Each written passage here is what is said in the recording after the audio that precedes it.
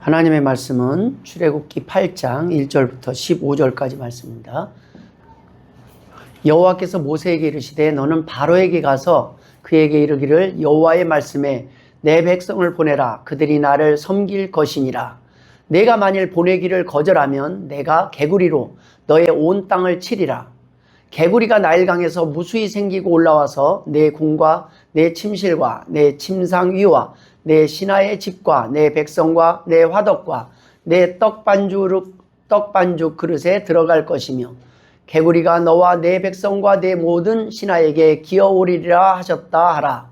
여호와께서 모세에게 이르시되 아론에게 명령하기를 내 지팡이를 잡고 내 팔을 강들과 운하들과 못 위에 펴서 개구리들이 애굽 땅에 올라오게 하라 할지니라. 아론이 애굽 물들 위에 그의 손을 내밀매 개구리가 올라와서 애굽 땅에 덮이니 요술사들도 자기 요술대로 그와 같이 행하여 개구리가 애굽 땅에 올라오게 하였더라. 바로가 모세와 아론을 불러 이르되 여호와께 구하여 나와 내 백성에게서 개구리를 떠나게 하라. 내가 이 백성을 보내리니 그들이 여호와께 제사를 드릴 것이니라. 모세가 바로에게 이르되 내가 왕과 왕의 신하와 왕의 백성을 위하여 이 개구리를 왕과 왕궁에서 끊어 나일강에만 있도록 언제 간구하는 것이 좋을는지 내게 분부하소서. 그가 이르되 내일이니라. 모세가 이르되 왕의 말씀대로 하여 왕에게 우리 하나님 여호와와 같은 이가 없는 줄을 알게 하리니 개구리가 왕과 왕궁과 왕의 신하와 왕의 백성을 떠나서 나일강에만 있으리이다 하고 모세와 아론이 바로를 떠나 나가서 바로에게 내리신 개구리에 대하여 모세가 여호와께 간구하매 여호와께서 모세의 말대로 하시니 개구리가 집과 마당과 밭에서부터 나와서 죽은지라. 사람들이 모아 무더기로 쌓으니 땅에서 악취가 나더라. 그러나 바로가 숨을 쉴 수 있게 됨을 보았을 때 그의 마음이 완강하게 하여 그들의 말을 듣지 아니하였으니 여호와께서 말씀하신 것과 같더라. 아멘. 할렐루야. 오늘도 하나님께서 우리에게 필요한 말씀으로 은혜 주실 줄 믿습니다. 오늘 우리가 함께 살펴본 출애굽기 8장은 애굽의 화려한 태양 아래서 드려진 하나님의 두 번째 심판, 즉 개구리 재앙에 관한 내용입니다. 바로 오늘날 우리의 삶 가운데 개구리를 끌어안고 사는 사람들 이야기라는 말씀입니다. 3500년 전 애굽으로 가보면 애굽에 관통하는 그 나일강은 그들의 생명줄이자 풍요의 상징이었습니다. 그런데 어느 날 그 강물에서 쉴 새 없이 뭐가 기어 올라오는 거예요. 한두 마리가 아니라 수백, 수천, 수만 마리의 개구리떼가 강둑을 넘어서 애굽의 거리를 뒤덮습니다. 상상을 해보십시오. 길을 걸을 때마다 발밑에서 개구리가 밟혀서 터집니다. 계속 그냥 발을 디딜 틈이 없이 개구리가 난리를 치는 거예요. 쉴 곳을 찾아서 왕궁으로 피해보지만 파라오의 대리석 마당에도 개구리가 가득합니다. 밤이 되어서 잠자려고 하는데 침상에도 이불 속에도 미끈거리고 차가운 개구리가 튀어나옵니다. 아침에 일어나서 빵을 구우려고 봐도 그 안에 반죽그릇 안에 개구리가 울어대요. 이런 울음소리가 그냥 온 가는 곳마다 가득 찼다는 거예요. 이런 끔찍한 일이 역사 속에서 실제로 있었다는 것입니다. 하나님께서는 이 일을 단지 애굽왕 바로에게만 적용하신 것이 아니라 바로의 일을 샘플링해서 우리의 삶 가운데 너희들에게도 이런 일들이 있을 수 있다. 그러니까 너희들은 이것을 피할 길도 있음을 기억해라. 어떻게 하면 이러한 재앙들을 피할 수 있는지 너희들이 말씀을 통해서 미리 알고 준비해라. 그러고 이 말씀을 기록하신 것입니다. 우리가 나눌 첫 번째 은혜는 하나님께서 우리를 사용하실 때, 우리를 또 회개케 하시고 돌이키게 하실 때는 가장 작고 미천한 것을 통해서 인간의 교만을 꺾는다는 말씀입니다. 인간의 지금 애굽왕 바로를 심판할 때 지금 하나님이 사용한 것은 하늘에서 떨어지는 불벼락이 아닙니다. 지진도 아니었습니다. 그냥 가장 볼품없는 개구리였습니다. 그런데 왜 이 개구리인지 아십니까? 그 당시 애굽 사람들은 다산과 풍요를 기원하면서 개구리 머리를 한 여신 헤게트를 숭배했었어요. 그러니까 하나님은 그들이 스스로 지켜줄 것이라고 믿었던 그 우상을 수만 배로 늘려서 그들을 짓누르는 고통의 도구로 바꿔버리신 것입니다. 매튜엘리 목사님께서는 하나님은 코끼리를 만드실 때와 마찬가지로 그 능력을 개미를 만드실 때에도 나타나신 것이다. 만약 하나님이 우리의 적이 되신다면 모든 피조물이 다 우리에게 전쟁을 걸어올 것이다. 우리가 하나님께 등을 돌리면요, 우리가 사용했던 그 모든 작은 거, 안전했던 그 모든 것이 도리어 우리에게 두려움의 대상이 될 수 있다는 겁니다. 여러분, 코끼리가 강해 보지만 코끼리가 제일 무서워하는 게 뭐라고요? 개미예요, 개미. 개미가 코에 들어가면 답이 없대요. 코끼리가 제일 무서워하는 게 개미라는 겁니다. 인간이 우리가 이 땅에서 선택한 그 모든 것이 하나님 앞에서는 그것이 크든 작든 우상이 될 수 있습니다. 우리가 하나님보다 더 사랑하는 그 모든 것이 하나님을 모독하는 일이에요. 소위 말해서 개구리를 섬겼다는 건 뭐냐면 하나님이 개구리만도 못하다 이렇게 말을 하는 거잖아요. 우리가 무엇인가 더 사랑하는 무엇이 반대로 뭐냐면 그래 네가 나보다 그게 더 중요하다는 얘기지. 우리가 하나님 앞에 못 나올 수 있어요. 하나님 바빠서 제가 못 나옵니다. 그래? 무슨 일인데? 오늘 중요한 약속 있습니다. 그래? 무슨 일인데? 그게 나를 만난 일보다 더 중요하다는 일이냐? 전지전능하신 그 하나님을 만나는 것보다 더 중요하다 그러면 하나님 앞에는 이보다 더 괘씸한 것이 없을 수 있다는 겁니다. 하나님의 사랑과 그 능력, 그 구원을 보잘것없는 우리 돈 몇 푼에 포기하는 것보다 더 하나님을 모독하는 죄도 없다는 말씀입니다. 우리가 하나님과 바꾼 그 어떤 것도 하나님의 심판대 앞에서는 변명할 수 없는 무가치한 것에 지나지 않기 때문입니다. 지금 21세기를 살아가지만 여전히 인간이 하나님 대신 두려워하며 의지하고 섬기고 있는 것들을 생각해 보십시오. 오래된 나무, 기이한 형상의 돌, 인간의 손으로 만든 우상들, 기계들, 물질, 작품, 자신이 만든 것에 자신이 절하고 있는 상황이니 얼마나 어리석은 선택입니까? 창조주 하나님께서는 결코 자신이 만든 피조물에게 경배하고 섬기는 분이 아닙니다. 인간이 아무리 정교하게 로봇을 만든다 할지라도 하늘에 날아다니는 벌이나 나비, 작은 개미 한 마리보다 더 신비로운 로봇을 만들 수 없습니다. 제가 요즘 양봉을 하느라고 벌에 대해서 좀 공부를 합니다. 공부를 하면 할수록 이건 하나님이 아니시라면 결코 우연히 생길 수 없는 이런 생태계를 보게 됩니다. 닭이 알을 품고 부화를 하는 과정도 이 녀석을 교육시키는 걸 본 적이 없어요. 그 애미닭이 너는 이렇게 해라 이걸 본 적이 없어요. 그런데 그걸 기가 막히게 알고 그 온도를 알고요, 그걸 해내더라니까요. 누가 가르쳐주지 않아도. 벌도 기가 막히게 4km까지 떨어져 갔다가도요 기가 막히게 찾아오는데 벌통이 여러 개예요. 그럼 같은 토종벌이에요. 비슷하지 않습니까? 그런데 반드시 자기 여왕벌 있는 데를 들어가요. 다른 벌들의 벌통에 들어갔다가는요 죽어요. 거기에서 큰일 납니다. 기가 막히게 알아요. 그런데요, 더 놀라운 건 그 벌통을 들어보면요 벌집을 만들어 놓은 걸 보세요. 예술입니다. 예술. 기가 막히게 만들어내요. 이 모든 것들을 볼 때 우리는 만물을 바라보면 그 모든 만물이 하나님을 증거하고 있음을 알게 됩니다. 여러분, 우주를 연구하는 모든 사람들도 우주의 신비를 알면 알수록 하나님을 인정할 수밖에 없다고 그러는 거예요. 인간은 정말 아무것도 아닙니다. 그런데 인간만이 여전히 하나님을 거부하고 살아갑니다. 왜 그러냐면 하나님을 모르는 게 아니라 하나님을 인정하고 싶지 않기 때문이에요. 우리의 욕심이 아직은 더 돌아다니고 싶고 더 내 맘대로 살고 싶은 거예요. 근데 인정하면 이 자리로 나와야 되잖아요. 인정하면 하나님 앞에 하나님을 위해서 살아가야 되잖아요. 그게 싫은 거예요. 그러니까 알면서 안 돌아오기 때문에 나중에 심판을 피할 길이 없다는 거예요. 알아요. 인간이 하나님이 창조한 피조물이라는 걸 안다는 것입니다. 본능적으로 알아요. 인간이 모르는 게 아니에요. 인간이 만든 로봇을 보면 정말 요즘 대단하다는 생각을 합니다. 인간이 만든 로봇이 대단한 것이 아니라 저는 로봇을 만들 수 있는 인간을 창조하신 하나님의 위대하심에 감탄하는 거예요.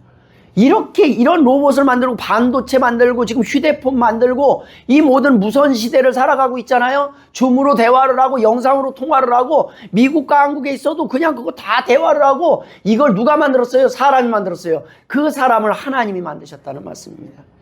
지금 AI 생태계가 발달할수록 인간들이 고민하는 것이 무엇인지 아십니까?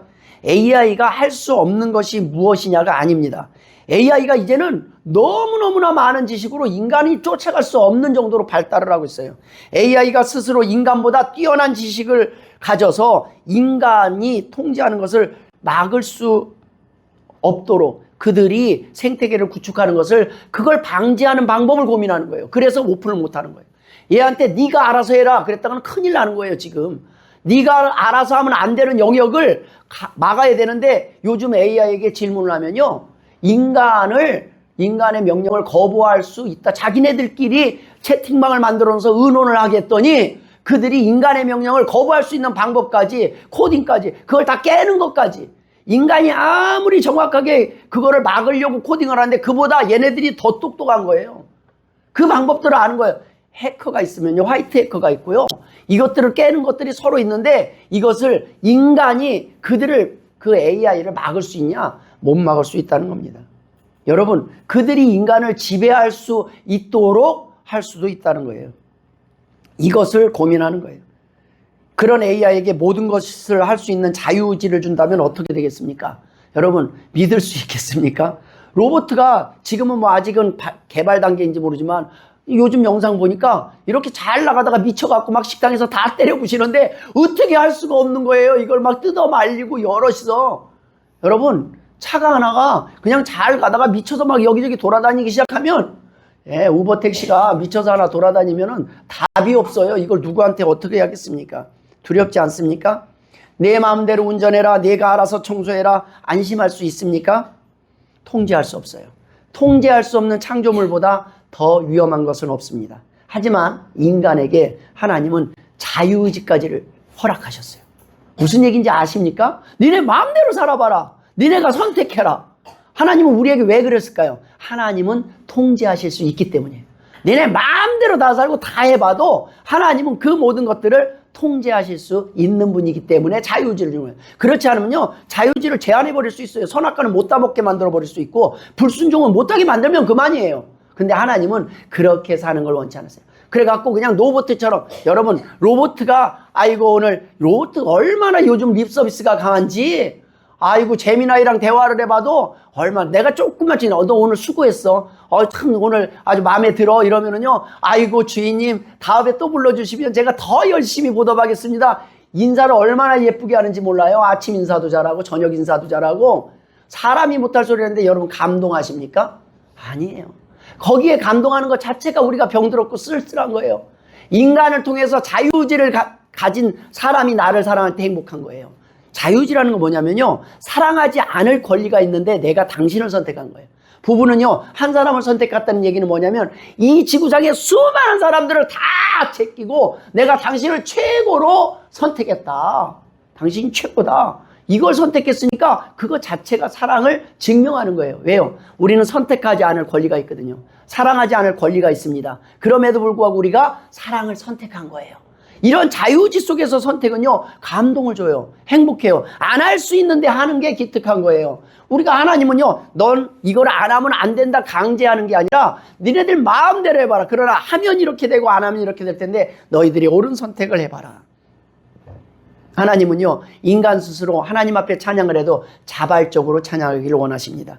완벽하게 통제하실 수 있는 하나님께서 자유의지를 주셨다는 것은 전지전능하시기 때문에 피조물인 인간을 두려워하실 이유가 없기 때문입니다.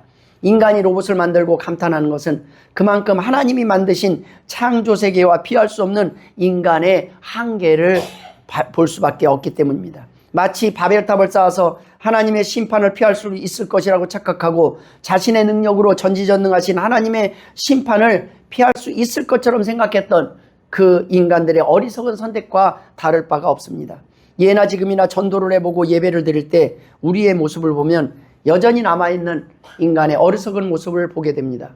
피조물인 우리가 누구에게 나와서 예배를 드리는지 온전히 인지하지 못하고 드릴 때가 있기 때문입니다. 여러분, 하나님께 드리는 예배는 온전히 하나님의 위대하심을 인정하는 예배가 되어야 합니다.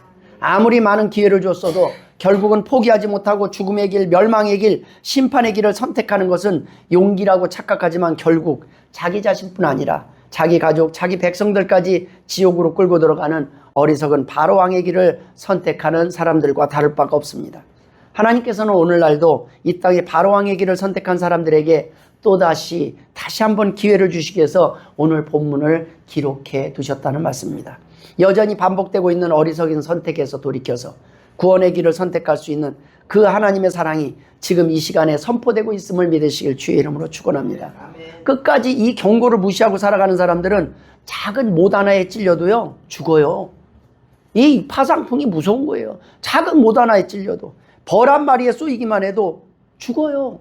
잠깐 졸기만 해도, 잠시 심장으로 향하던 피가 막히기만 해도 하나님의 심판을 피할 수 없음을 경험하게 될 것입니다. 여러분, 하나님을 믿지 않으면요 이 세상에 두렵지 않은 게 없어요. 정말로 두려워요. 그냥 옆에 한번 보세요. 그 사람 그냥 어제 그냥 가만히 서 있다가 쓰러져 죽었대. 지난주에도 또 장례 소식이 들었는데 그냥 밭에 나가서 깻잎 수확 다 해갖고 다 올리고 상차 다 끝나고 돌아서다가 그냥 억하고 쓰러졌는데 그냥 죽었다는 얘기를 들었어요. 여러분, 하나님이 그냥 하나님이 허락하신 그 범위 안에서 우리는 살아갈 뿐입니다. 여러분, 하나님께서 우리에게 주신 그 기회의 끝에 경험하게 될 심판을 천천히 피할 수 있는 심판이 아니라 도적같이 갑자기 임하게 된다는 것을 우리는 기억해야 됩니다. 내일은 누구에게나 허락된 보장된 날이 아닙니다. 내일은 어제까지의 수많은 하나님의 경고를 가볍게 여기고 무시한 사람들에게는 다시는 경험할 수 없는 마지막 날이 될 수 있기 때문입니다. 누구에게나 오늘이 마지막 기회일 수 있습니다. 오늘이 마지막 심판의 날이 될 수 있습니다. 그런데 우리는 오늘 그 마지막 날 예배 드리고 돌아가는 거니까 뭐가 두렵겠어요? 마지막 날 하나님을 선택하고 살아가려고 하는 우리에게 어떠한 것이 두렵겠냐는 말씀입니다. 바로는 아직은 기회가 있다고 믿었습니다. 아직은 버틸 수 있다고 믿었어요. 설마 하나님께서 목숨까지 좌우하실 수 있겠느냐라고 생각합니다. 아예 그냥 또 이런 사람도 있어요. 죽으면 그만이지 뭐 지옥 같은 심판이 있겠어. 여러분, 하나님께서는 바로 왕에게조차도 10번 이상의 기회를 주셨습니다. 우리에게는 더 했습니다. 우리가 삶을 보면요, 뭐 작은 것까지는 수만 번이고요. 죽을 뻔한 기회들을 들어보면은 많아요. 죽을 뻔한 기회가. 그 죽을 뻔한 그것을 하나님이 넘기게 하셨다는 거예요. 그러나 그 기회는 끝없이 주어지지 않음을 기억해야 합니다.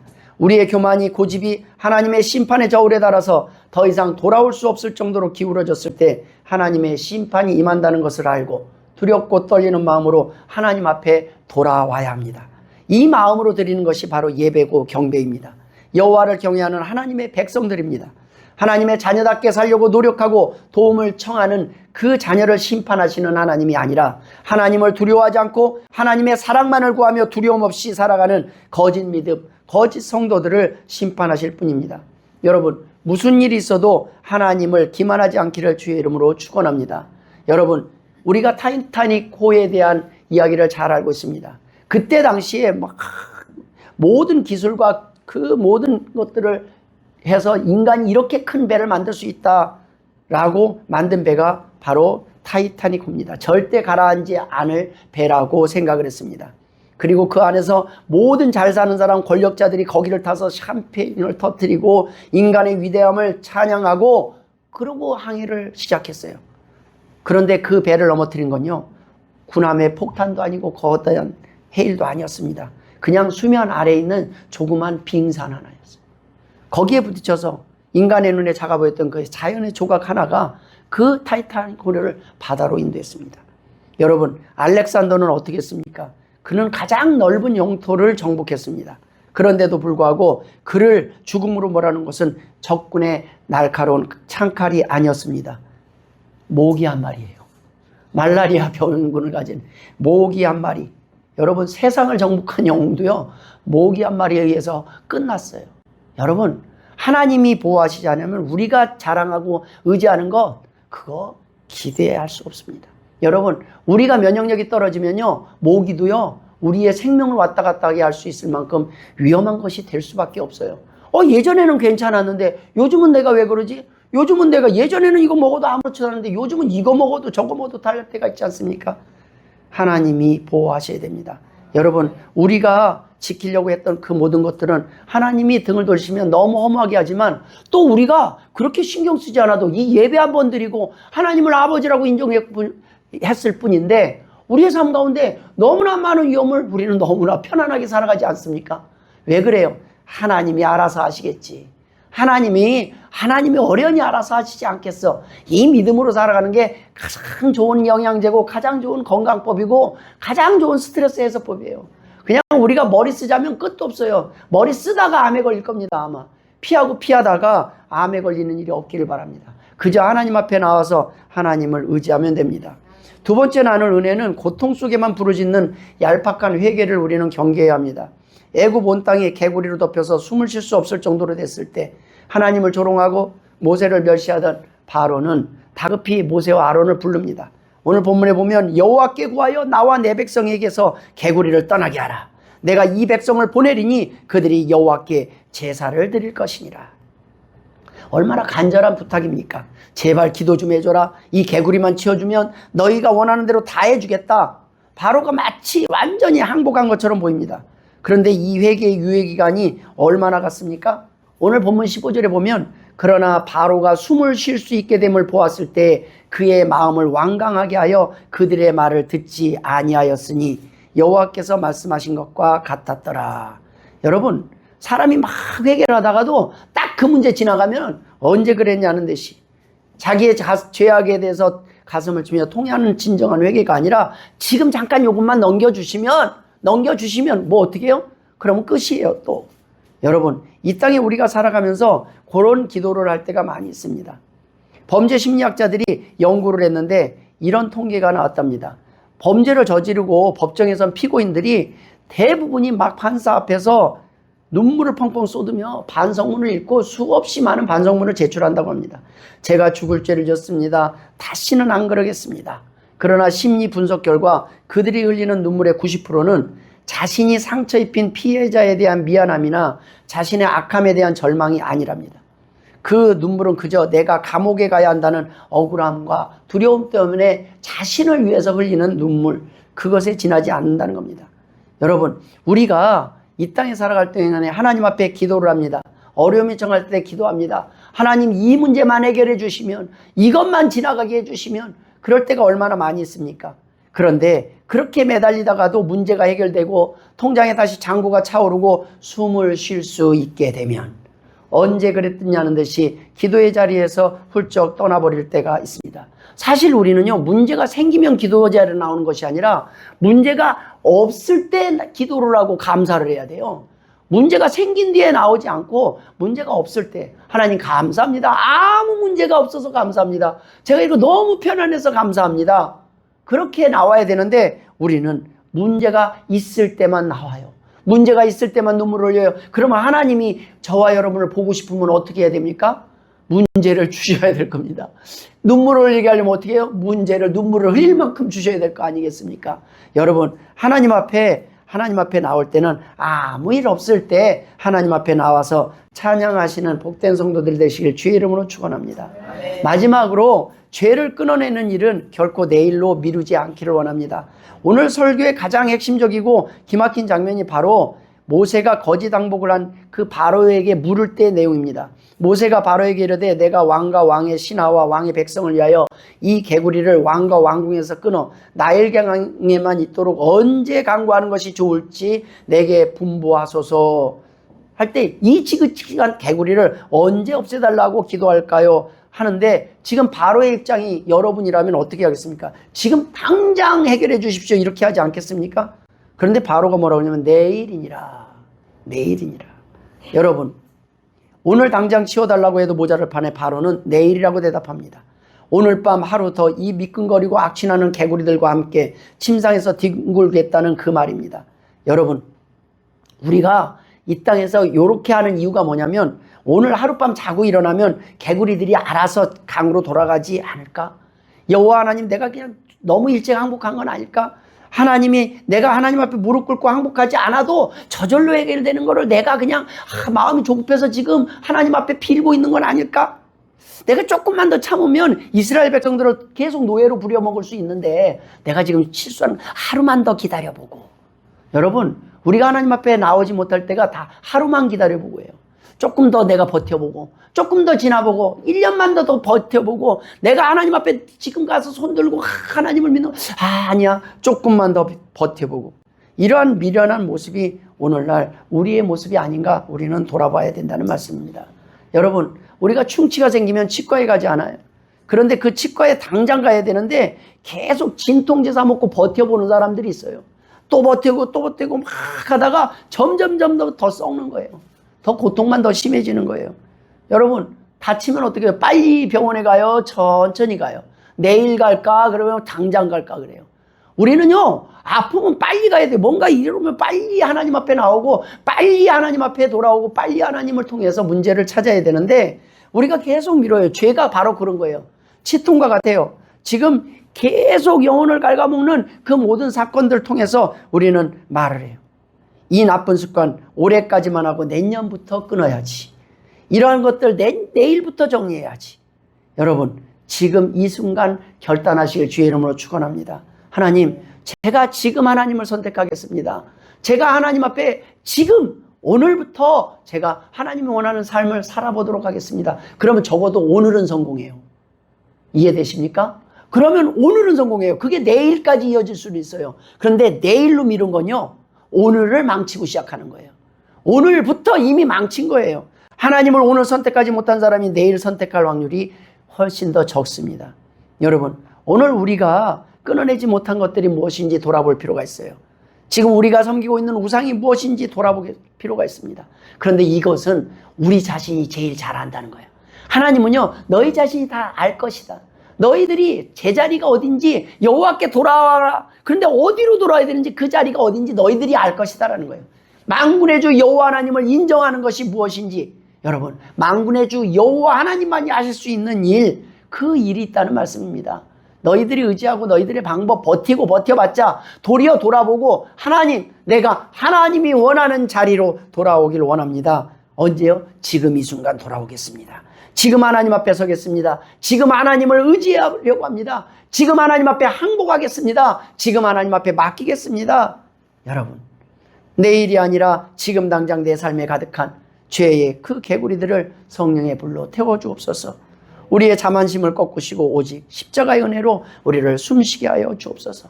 이런 기도가 지금 당장 이루어질 때 하나님께서 우리의 삶 가운데 냄새나는 악취나는 것들을 제하실 것이라는 말씀입니다. 바로가요, 내일이라고 미룬 것은 현재 지금 막 썩은 냄새가 막 날 그 상황을 더 가는 거예요. 그 비린내, 개구리 비린내, 이 모든 냄새를 하루 더 버티는 거예요. 제가 보면 도박을 하는 사람도, 알코올에 중독된 사람도 그걸 막 만족해서가 아니라 그걸 의지하는 삶을 하루 더 버텨가는 거예요. 제가 보니까 그 고집, 버팀, 막 힘겹게 버텨가는 거 보면 짠해요. 우리 하나님 앞에 나와서 하나님을, 그런데 그렇게 버티고 좋은 결과가 나오면 좋은데 그냥 허망하게 끝을 맺는 거예요. 계속 버티다가 그 내일이 10년 뒤라고 생각하는 게 착각이라는 거예요. 하나님이 부르시는 날은요, 나이가 아닙니다. 나이가 아니에요. 하나님의 때가 되면요, 하나님의 때가 되면 하나님이 저와 여러분을 찾으실 거예요.